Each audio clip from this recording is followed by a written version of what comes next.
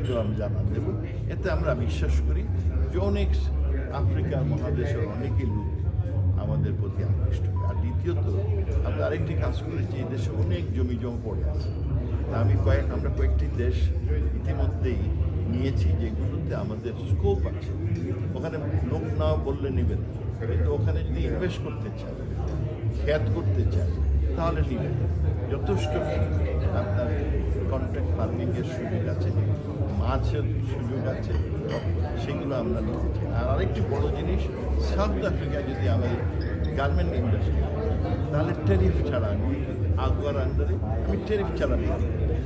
তো দুই পক্ষেরই আপনার একটু মিউচুয়াল।